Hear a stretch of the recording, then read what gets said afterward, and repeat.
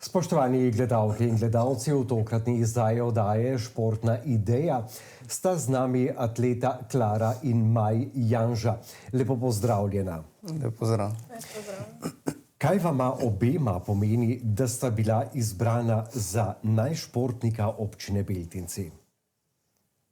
Ja, zagotovo je to zelo lepo priznanje, sploh zato, ker je lepo, ko sploh v domačih krajih prepoznajo trud, ki ga vlagaš tako v šport, kot tudi v športne dejavnosti, in zato je prav poseben občutek, ko vidiš, da tudi domači sokrajani znajo oceniti to, kar ti delaš vsakodnevno.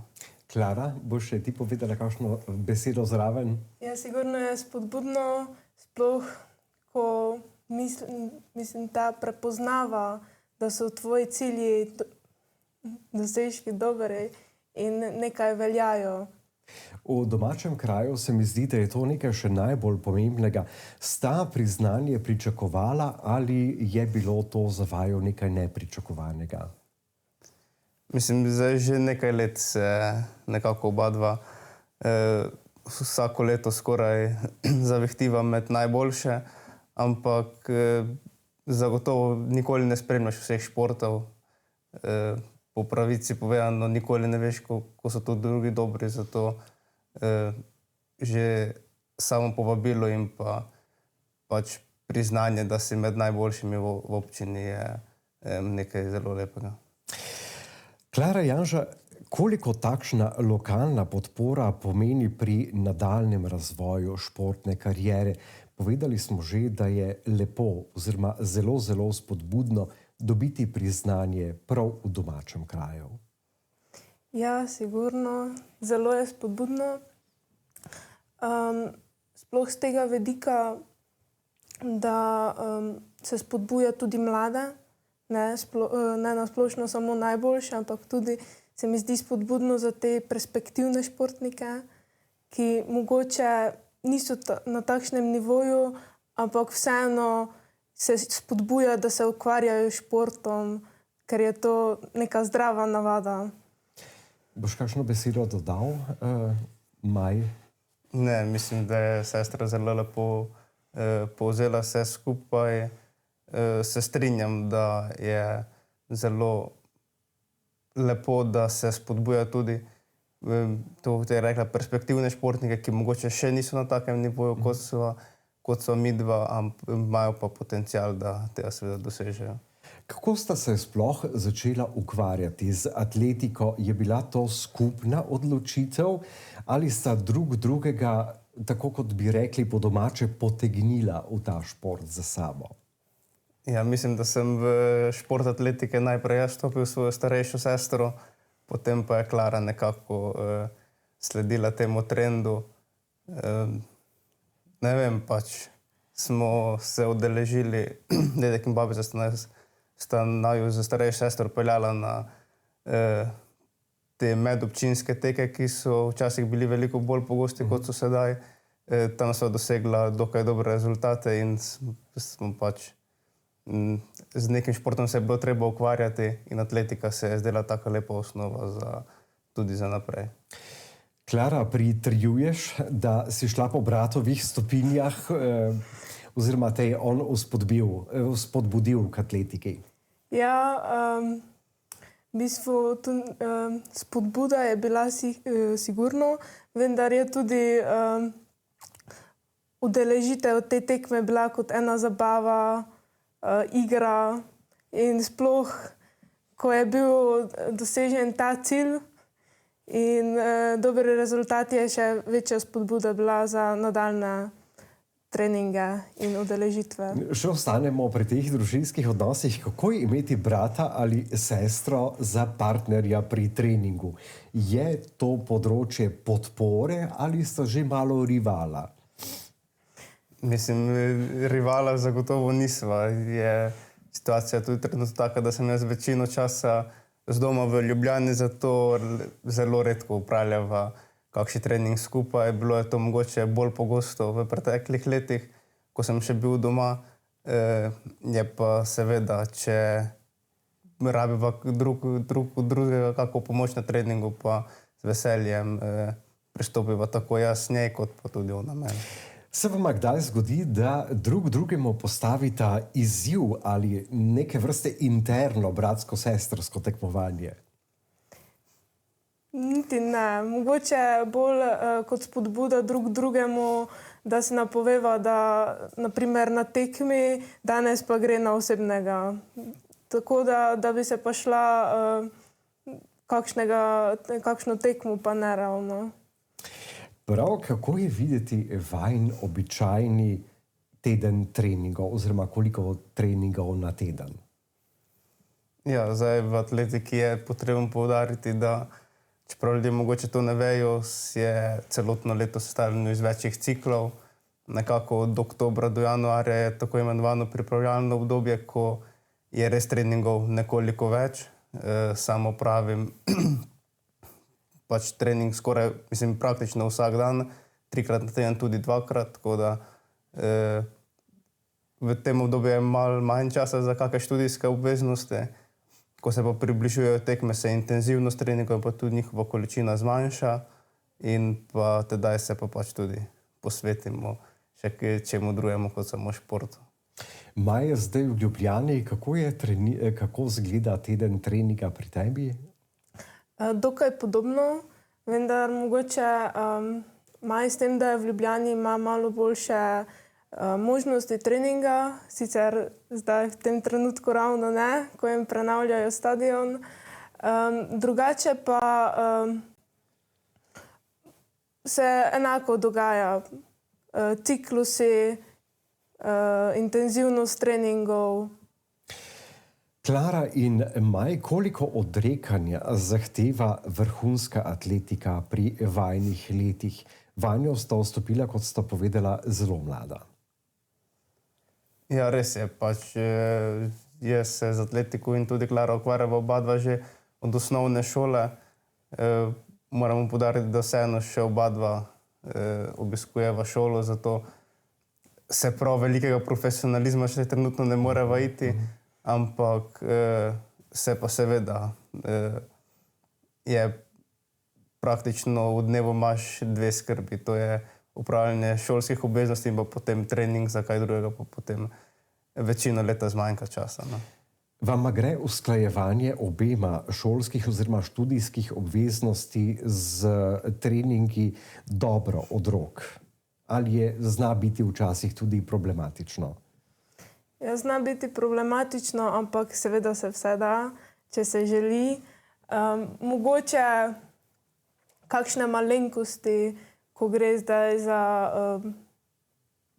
dobro in zelo dobro upravljeno kakšno šolsko nalogo. Drugače pa se v mojem primeru srednjo šolo da brez problema upraviti.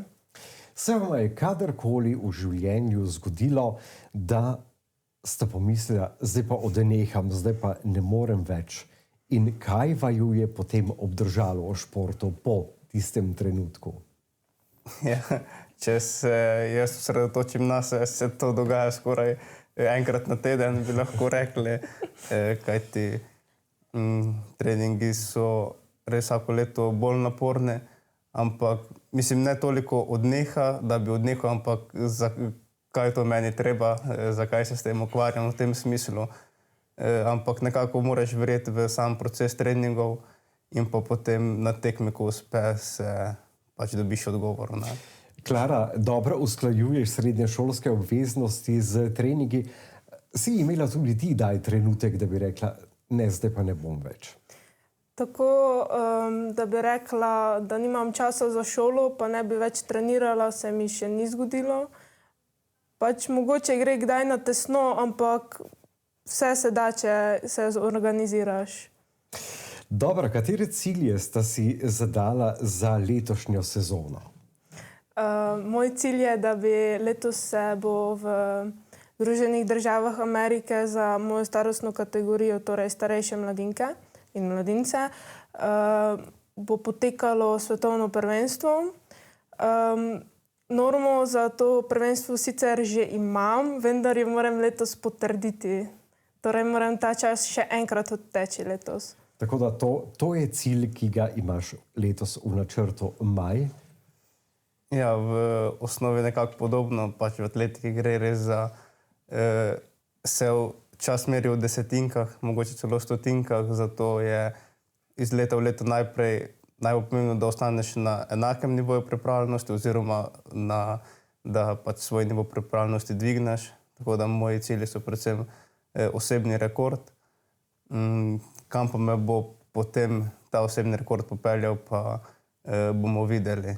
Pač sem že član štafete 4x400 metrov državne, ki ima lepe možnosti za uvrstitev na Evropsko prvenstvo na prostem v Birminghamu, ampak seveda treba ostati zdrav in pa oteči najprej najbolje, kar se. In še morda provokativno vprašanje, glede na to, da ste maj odgovorili, da bi tu pa tam, oziroma vsak teden enkrat pride trenutek, ko bi odnehali. Kje se vidite čez 5 let? Še na atletskih stadionih? Do 5 let je zagotovo zelo, zelo oddaljeno. Moram povedati, da je moj prvi cilj vsako leto, da ostanem zdrav, da napredujem. V 5 letih bom zagotovo tudi že zaključil faks, potem pa bo tako ali tako mogla padeti odločitev, ali se še bolj posvetiti atletiki, ali mogoče provati kaj drugega, ampak zaenkrat se držimo kar atletiki. Klara? Ja, jaz bom, če bo šlo vse tako, kot si želim, bi čez 5 let naj bila na fakulteti. Zdaj, kako bo pa z atletiko, bomo pa videli, kako bo šla sama fakulteta in učenje. Upam, da bo šlo in da bo atletika zdržala v tem času. V mestnem času smo že povedali, da vam veliko pomeni podpora družine in seveda tudi podpora lokalnega okolja, Beltincev in širšega Pomurja, Prekmurja. Kako se spopadata s porazom ali slabšim rezultatom, ti nedvomno tu in tam pridejo? Ja, mislim, vsak posameznik se srečuje tudi z porazi, ampak takrat je najbolj pomembno, da imaš podporo družine. Se mogoče tudi ozreš kak mesec več nazaj, pogledaš na priznanja, ki si jih dobil strani občine in pa zveze in pač poskušaš prebroditi to in iti z čistimi mislimi na naslednjo tekmo. Imata pred tekmovanji kakšen poseben ritual? Jaz, na primer, se poskušam čim manj misliti na tekmo, ker s tem se mi zdi, da sem bolj sproščena in ne premišljujem, kaj bi se lahko zgodilo nekaj minut pred tekmo, pa se probam čim bolj skoncentrirati na sam štart, ne na izvedbo teka. Maj? Ja, moji rituali so tudi predvsem odvisni od discipline, ki jo tečem in pa od pomembnosti tekmovanja. Zdaj, če gre za neke mitinge, pa mogoče tudi krajše razdalje 200 metrov, se z klubskimi kolegi ogrevamo mogoče skupaj, tudi kakšna šala pade. Ko pa gre res za državna prvenstva, smo pa tako ali tako vsi v svojem svetu z glasbo v ušesih in vizualizacijo na tekmi. Kaj bi svetovala mladim, ki razmišljajo o športni poti? Ja, najboljše je, ta klasičen odgovor je, da je potrebno vztrajati. Zdaj lahko povem tudi jaz sam. Tekom razvoja nikoli nisem bil tisti najboljši. Vedno se je nekdo pojavil, ki je bil boljši, ampak so potem mogoče čez leto ali dve izginili in se prenehali ukvarjati. Tako da splača se potrpeti, splača se vztrajati, seveda najbolj pomembno je pa, da imaš rad to, kar delaš. Klara, se strinjaš? Ja, strinjam se. Sigurno je potrebno, da treniraš z veseljem. Mogoče tudi je lepo, če si v kakšni družbi potem te še bolj potegne, da treniraš in vztrajaš, tudi ko so težki treningi, da se malo podružiš in ti prijatelji pomagajo, da spoznaš, da so vedno tam za te. Klara Janža, Maja Janža, najlepša hvala za obisk v studiu in seveda obema uspešno na nadaljni poti. Najlepša hvala. Spoštovani gledalke in gledalci, v današnji izdaji oddaje Športna ideja sta bila z nami atleta Klara in Maj Janža.